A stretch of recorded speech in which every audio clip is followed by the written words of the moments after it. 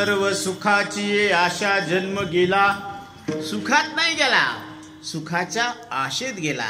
कारण प्रत्येकाला वाटत असतं की आपण शिक्षण घ्यायला पाहिजे, बरोबर आहे. मग शिक्षण घेता येते. शिक्षण घेतल्यानंतर त्याला वाटतं आता शिक्षण घेतल्यावर काय होईल, डिग्री आली की नोकरी भेटेल, नोकरी लागली की मग आपलं लग्न होईल, आहे की नाही. लग्न झालं की घर तर बांधलेलंच असतं. मग घर असल्यावर घर सांभाळणारी पाहिजे. मग घरात आली बाप्पा, पण अंगण कशानं सजलं, लेकरानं. आणि झाड कशानं सजलं, फुलानं, आहे की नाही. म्हणजे ते त्याचं एक चराट वाढत गेलं. आणि अजून सुख हातभर लांबच राहिलं, आहे की नाही. मग आता जे बी प्रयत्न करायला लागले तर ते अजून सुख हातभर लांबच राहायला लागलं. मग त्याला वाटतं की बो इतके प्रयत्न करायला लागलो होता आतापर्यंत, पण सुख तर काही झालं नाही बाबा. मग सुख आहे का नाही याच्यामध्ये, तर त्याला वाटतं आतापर्यंत आपण जे प्रयत्न केले ना ते सगळे व्यर्थ केले. ज्ञाने विनय के उपाय करीसी जितुकी, अधिक गुंफिसी अधिके रुखी. तितकं तसं त्याला काय व्हायला लागलं, दुःख व्हायला लागलं. म्हणून आंधळ्या गुरुडा ते पाखा हाती, ते कोण्या उपेगा जाती, तैसे कर्माचे उपके ठाते. ज्ञानी विन खडकाला धडका मारून काही उपयोग नाही दादा. खडकाला धडका मारून, कारण धडका मारले तर याचे डोळे जायची बारी. म्हणून गुरुडाला किती कोस लांब दिसतो, 12 कोस लांब दिसतो, पण आंधळे. मग आता त्यानं जर झेप घेतली तर कुठं बसन बरं, कुठं बसन काही सांगता येत नाही. तसं ज्ञान वाचून जे काही करायला लागलोत ना ते आंधळ्या गरुडासारखे. आंधळं दळायला आणि कुत्रं पीठ खायला लागलं, आंधळं दळायला आणि कुत्रं पीठ.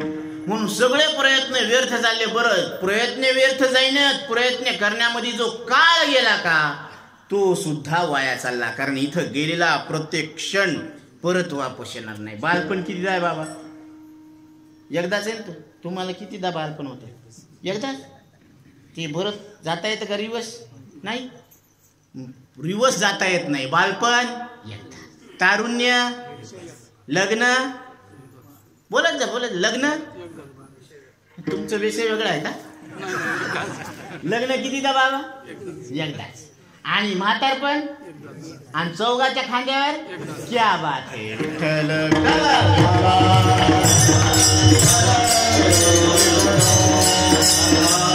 सगळ्या गोष्टी इथल्या कशा आहेत, एकदाच आहे ना.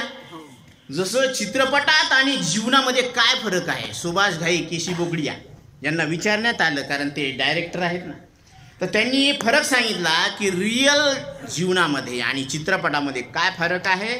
तर चित्रपटामध्ये रिटेक घेता येतो, जीवनामध्ये रिटेक नसतो. विठ्ठल विठ्ठल.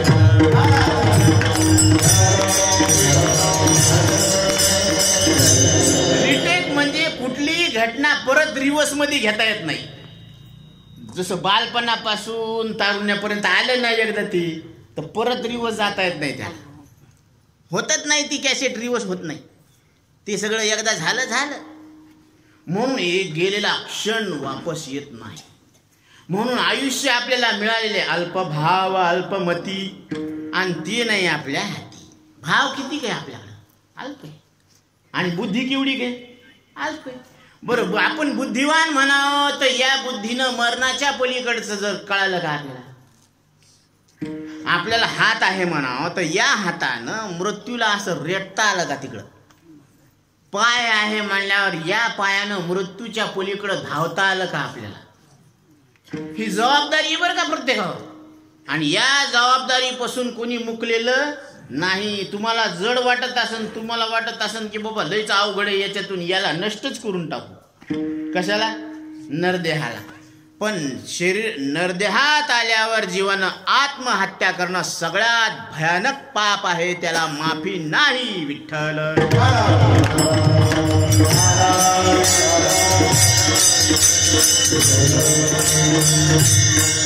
कारण दुःख आहे मान्य, प्रतिकूल परिस्थिती आहे मान्य, पण तुम्हाला हे कोणी सांगितलं की हे शरीरच नष्ट करून टाकायचं म्हणजे मोकळं झालं?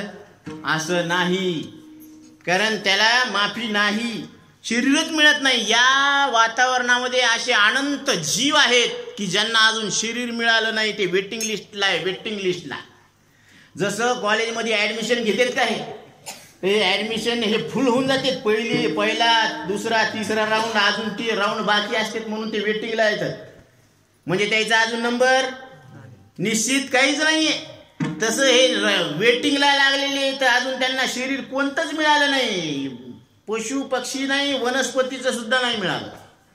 हे फ्री ऑर्बिटल मध्ये फिरणारे फ्री इलेक्ट्रॉन आहेत. विठ्ठल विठ्ठल.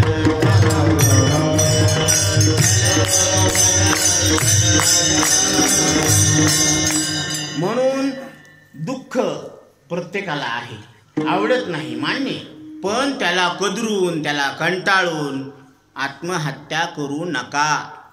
का? कारण दुःख होणार हे प्रत्येकाला, पण हे शरीर नष्ट, हे ब्रह्मप्राप्तीचं साधन आहे. नाशिवंत देता ब्रह्म येते हाता, नाशिवंत देता ब्रह्म येते हाता, ऐतिहासिक कथा पुराणात.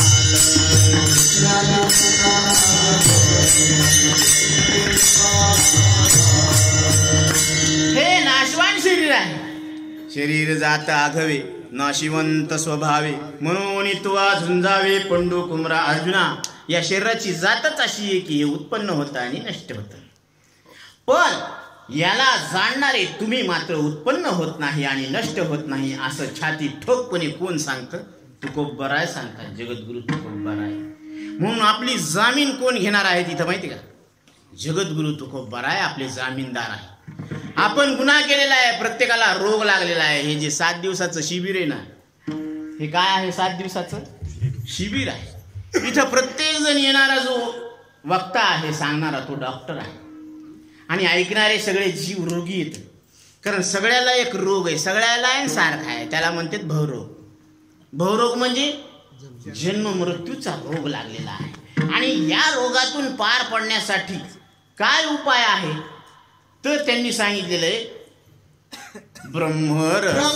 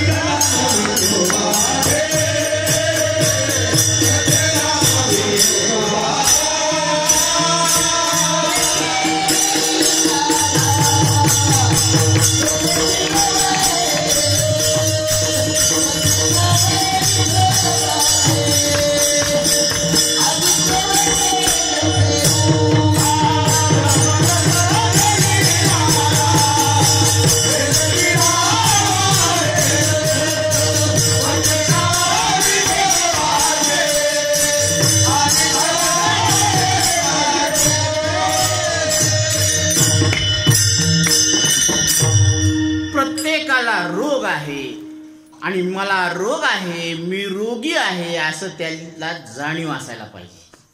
नाही तर तुम्हाला रोग आहे आणि तुम्हाला कळलंच नाही की आपल्याला रोग आहे म्हणून.